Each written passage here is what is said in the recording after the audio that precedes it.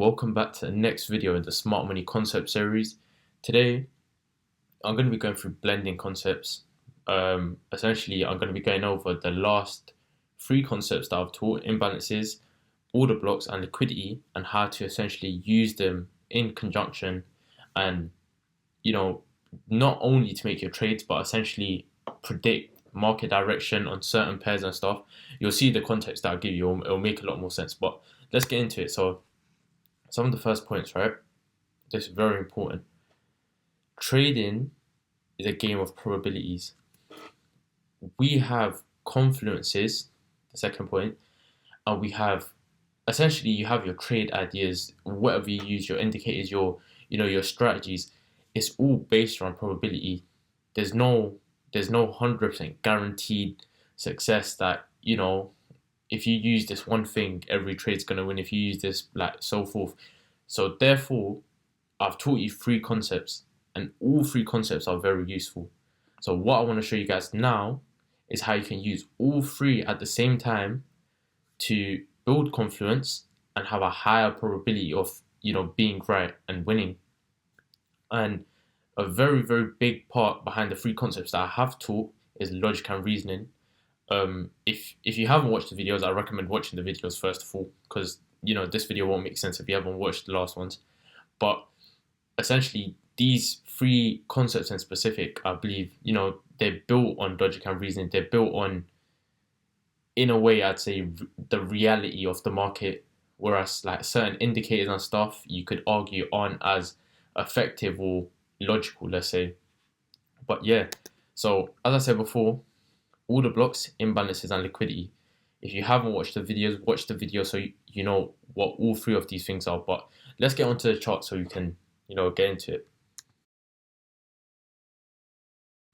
Okay, so this is my Bitcoin chart. This is my Bitcoin macro analysis. I've just, it's a bit messy at the moment, but I've marked up lots of different important points.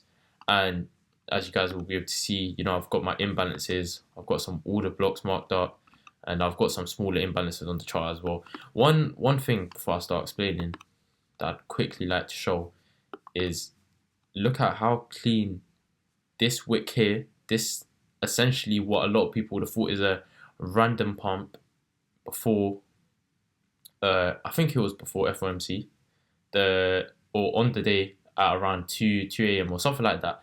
Bitcoin had a large pump, and this imbalance I've had marked up on my chart for almost since after it was created, which is only around a week ago.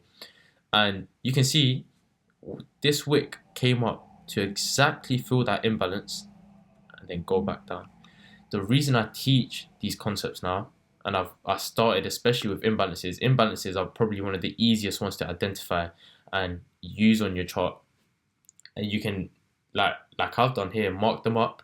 And even if you're not using every imbalance to build setups and trades, at least you have price points on your chart which are identifying, you're watching them, and you can recognize that this is happening because you can see this imbalance was filled and then price immediately went back down.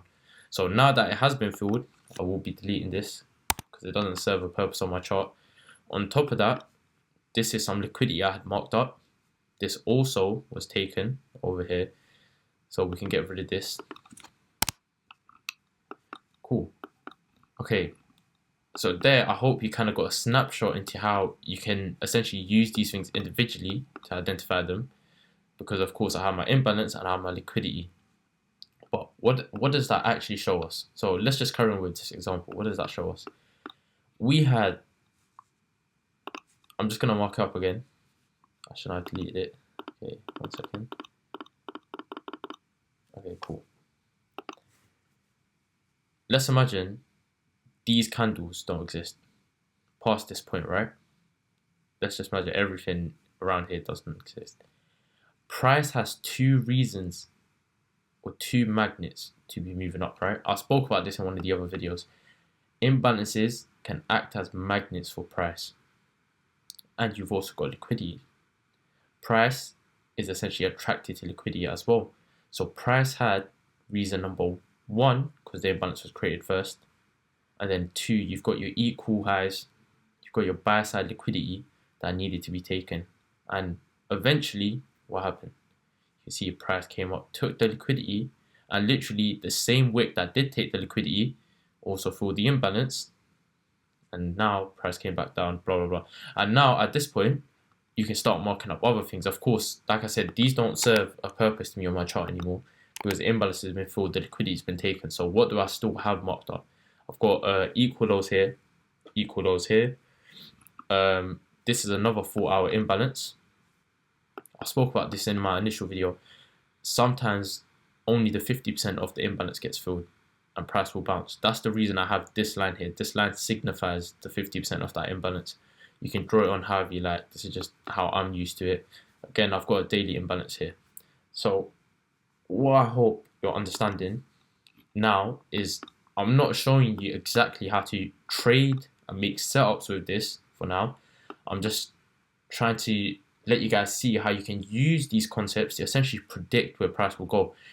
Sometimes you can be involved in the market without trading. You can essentially just sit there and make predictions and say, you know, if price does this, then it's probably going to do this. For example, the same example that I'll show you guys earlier, because price took that liquidity and then the imbalance is right above, I can say because price has taken the liquidity, it would make sense for price to carry on and also fill that imbalance and then move away. Cool. So that's kind of, let's say, our macro or like larger viewpoint of the market. You can mark these things up and see how price is reacting to them. So if price fills this imbalance here, I would expect it to bounce, right? It would take it's got 2 reasons to come down here now. Well, 3, you could say. It's got, sell side liquidity here, sell side liquidity here, and it's got an imbalance to fill down here. So I could see price come down here, and I could see price potentially make a bounce off of this. Cool. So now price might react that way. But I'm not trading this. I'm not trading during this market. That isn't me just personally saying it. That's why I've got things marked on both sides. I'm not participating in the market, but I'm still observing. I'm looking at both sides of the market. If price decided to move up here, then, I have my bearish order blocks. I have some buy side liquidity marked here. So I know where price might be heading. I've got this daily imbalance here. So I know where price will be looking to head, what sort of levels. And then within these levels is where you start finding your setups. You start refining entries. Cool. So now I want to show you guys something. This again into blending the concepts properly. Okay. Before I get into the lower time frames, it's another thing to watch. Within my weekly order block, I found a daily order block and I found a daily imbalance. This is confluence.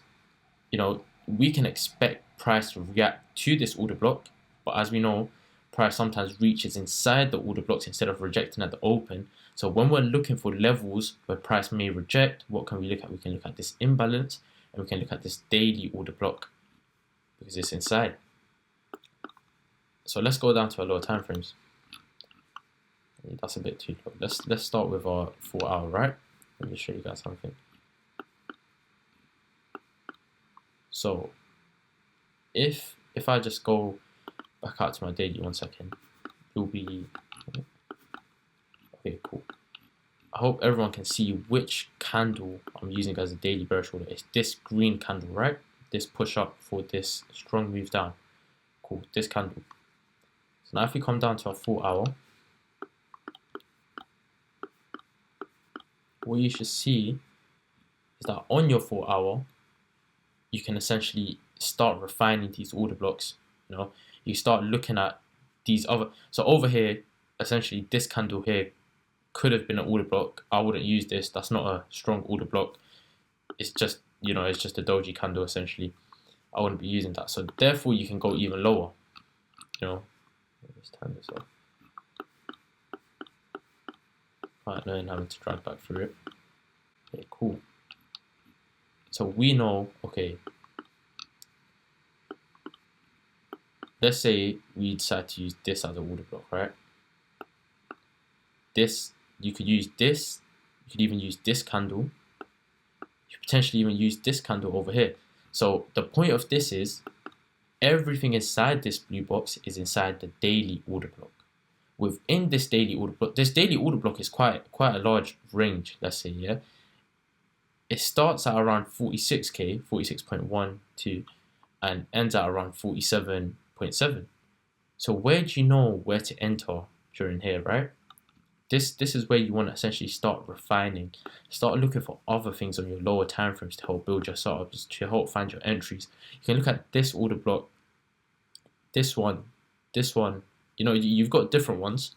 I'm not really going to go into like which one you should use, how to fill order blocks at the moment. I will have a video on it in the future, but what I want you guys to take away is you need to start with your larger time frames.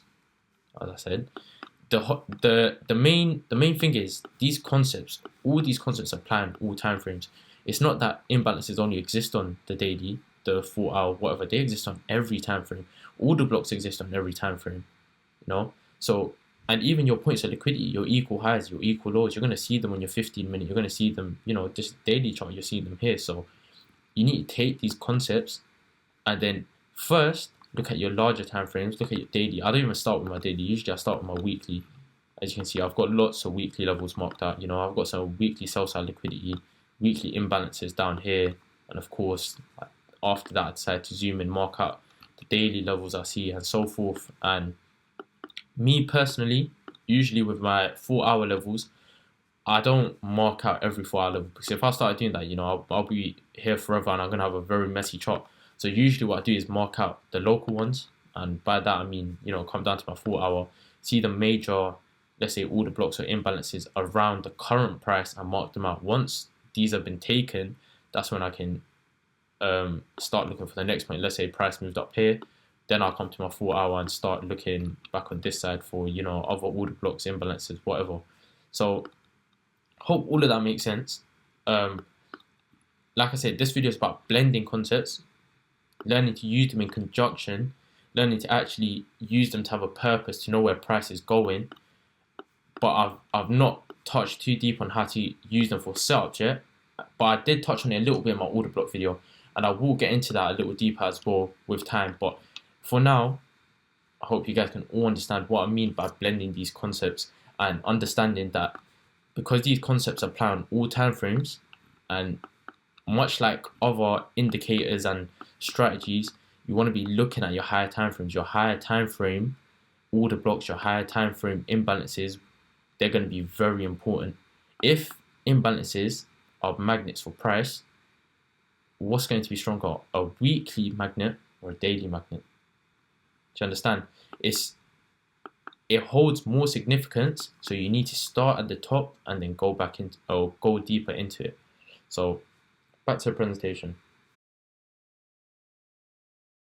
Okay, so my first key point, the concepts that I'm showing you aren't exhaustive. This isn't everything. This isn't, you know, just take these 3 things and start using. There's a lot more to it.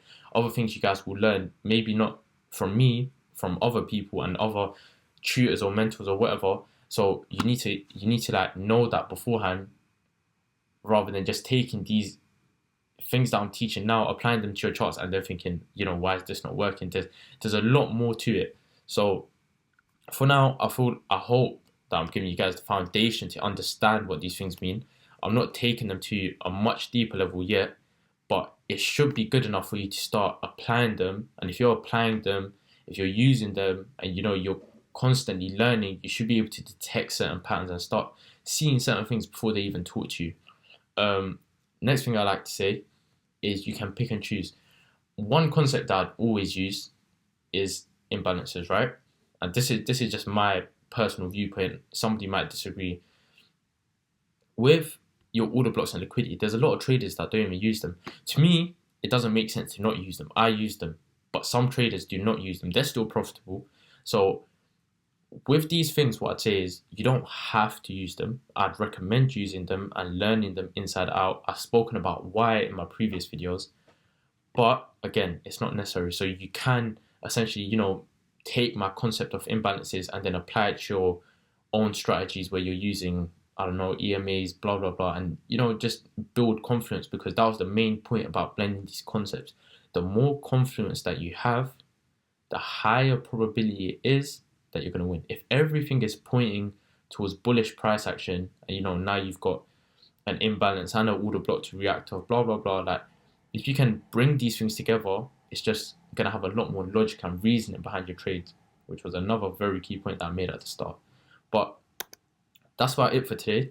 I hope everyone learned something. Hope that was helpful. If you have any video suggestions, just leave them below. If you need any help, any questions at all, here's all my socials, and I'll be happy to help you guys. I'll see you soon in the next video.